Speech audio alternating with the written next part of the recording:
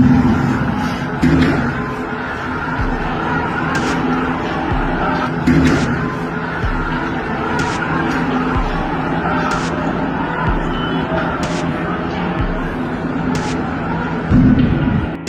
दोस्तों, स्वागत है आपका एक और फ्रेश नमकीन वीडियो में। दोस्तों, आज के इस वीडियो में हम आपको बांग्लादेश और शेख हसीना के बारे में सबसे लेटेस्ट जानकारियां देंगे।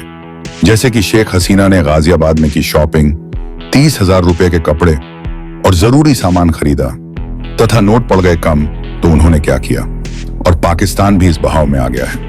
दोस्तों, पाकिस्तान ने बुधवार को बांग्लादेश के लोगों के साथ एकजुटता व्यक्त करते हुए उम्मीद जताई है कि देश में जल्द ही स्थिति सामान्य हो जाएगी तथा सरकारी नौकरियों में आरक्षण को लेकर छात्रों के नेतृत्व में हुए विरोध प्रदर्शन के कारण शेख हसीना को प्रधानमंत्री पद से इस्तीफा देकर भारत जाना पड़ा तथा बांग्लादेश में हिंसा में मरने वालों की संख्या बढ़कर 440 हो गई है। हसीना के इस्तीफे के बाद सेना ने सत्ता संभाल ली है और बांग्लादेश के राष्ट्रपति मोहम्मद शहाबुद्दीन ने संसद को भंग भी कर दिया तथा नोबेल पुरस्कार से सम्मानित मोहम्मद यूनुस को आगामी अंतरिम सरकार का प्रमुख नियुक्त किया गया है।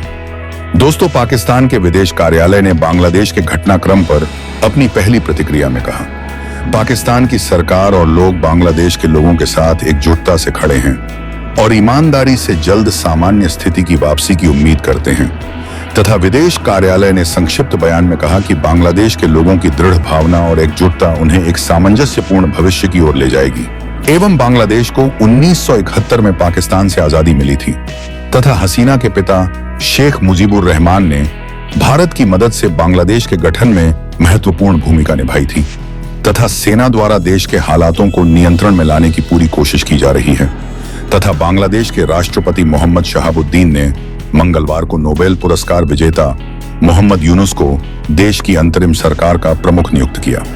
बता दें कि इस हिंसक प्रदर्शनों के बाद शेख हसीना ने प्रधानमंत्री पद से इस्तीफा दे दिया था और देश छोड़कर चली गई थी तथा बांग्लादेश में सरकार विरोधी व्यापक प्रदर्शनों के बाद प्रधानमंत्री पद से इस्तीफा देकर भारत आईं।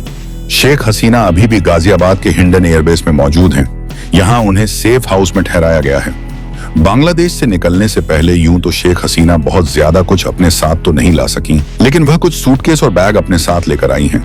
हालांकि हिंडन एयरबेस में कुछ जरूरत का सामान शेख हसीना की ओर से खरीदा गया है तथा सूत्रों के हवाले से मिली जानकारी के अनुसार बांग्लादेश की पूर्व प्रधानमंत्री शेख हसीना ने अपनी बहन और अपने लिए कल हिंडन एयरफोर्स स्टेशन पर बने शॉपिंग कॉम्प्लेक्स से जरूरी सामान की खरीदारी की।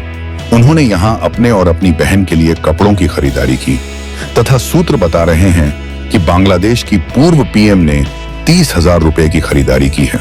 इसके बाद उन्होंने भारतीय नोट कम पड़ने पर बांग्लादेशी नोटों को दिया और पूरा पेमेंट किया। मीडिया रिपोर्ट्स में बताया गया था कि शेख हसीना बांग्लादेश से निकलते वक्त 4 सूटकेस और 2 बैग लेकर निकली थी जिसमें जरूरत का सामान मौजूद था तथा शेख हसीना अभी भी हिंडन एयरबेस पर मौजूद हैं और तकरीबन 24 घंटे से ज्यादा का वक्त बीत जाने के बाद भी अभी कोई हलचल नहीं है। हालांकि बताया जा रहा है कि आज वह दुबई जा सकती हैं। वैसे कल हिंडन एयरबेस पर काफी हलचल देखी गई थी तथा एम्बेसी की 2 गाड़ी पहुंचने के बाद यहां काफी गहमागहमी देखी गई। अनुमान लगाया जा रहा था कि शेख हसीना से मुलाकात करने के लिए या फिर यूं कहिए शेख हसीना को दिल्ली शिफ्ट करने के लिए एम्बेसी से यह गाड़ियां लाई गई थी। दोस्तों, हसीना के इस्तीफा देने और देश छोड़ने के बाद मोहम्मद यूनुस ने बांग्लादेश में अंतरिम सरकार के प्रमुख के तौर पर शपथ ले ली है। मोहम्मद यूनुस को शपथ लेने के बाद भारत के प्रधानमंत्री नरेंद्र मोदी ने भी बधाई दी है। पीएम मोदी ने मोहम्मद यूनुस को बधाई देने के साथ ही बांग्लादेश में हिंदुओं और अन्य अल्पसंख्यकों की सुरक्षा का मुद्दा भी उठा दिया है। आइए जानते हैं कि पीएम मोदी ने अपने संदेश में क्या कहा है। पीएम मोदी ने मोहम्मद यूनुस को बधाई देते हुए कहा कि प्रोफेसर मोहम्मद यूनुस को उनकी नई जिम्मेदारी संभालने पर मेरी शुभकामनाएं। हम बांग्लादेश में हिंदुओं और अन्य सभी अल्पसंख्यक समुदायों की सुरक्षा सुनिश्चित करते हुए सामान्य स्थिति में शीघ्र वापसी की उम्मीद करते हैं।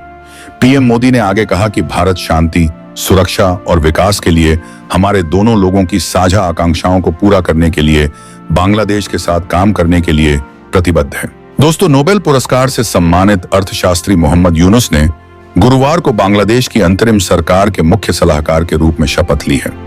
शपथ लेने से पहले यूनुस ने कहा कि सरकार बांग्लादेश में लोगों की सुरक्षा सुनिश्चित करेगी। यूनुस ने बांग्लादेश के पुनर्निर्माण में वहां के युवाओं से मदद करने का भी आग्रह किया। यूनुस ने देश के युवाओं से कहा कि हमें इस आजादी की रक्षा करनी है। शपथ लेने के लिए तैयार यूनुस ने कहा कि उनका पहला कार्य अराजक गतिविधियों और अल्पसंख्यक समुदायों पर हमलों को नियंत्रित करते हुए कानून व्यवस्था को बहाल करना होगा तथा बांग्लादेश में चुनाव न होने तक मोहम्मद यूनुस ही अंतरिम सरकार का कामकाज देखते रहेंगे। बांग्लादेश में निर्वाचित सरकार बनने तक अंतरिम सरकार के जिम्मे अब देश की कमान रहेगी।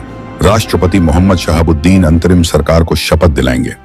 बांग्लादेश के सेना प्रमुख जनरल वकारुज्जमा ने शेख हसीना के इस्तीफा देने के बाद कहा था कि बांग्लादेश में अंतरिम सरकार का गठन किया जाएगा। दोस्तों, इस वीडियो को यहीं पर खत्म करते हैं। अगर ये वीडियो पसंद आया हो तो वीडियो को लाइक करके जय भारत कमेंट कर देना और इच्छा हो तो इस चैनल को सब्सक्राइब भी कर देना तथा मिलते हैं आपसे नेक्स्ट वीडियो में। तब तक के लिए जय श्री राम।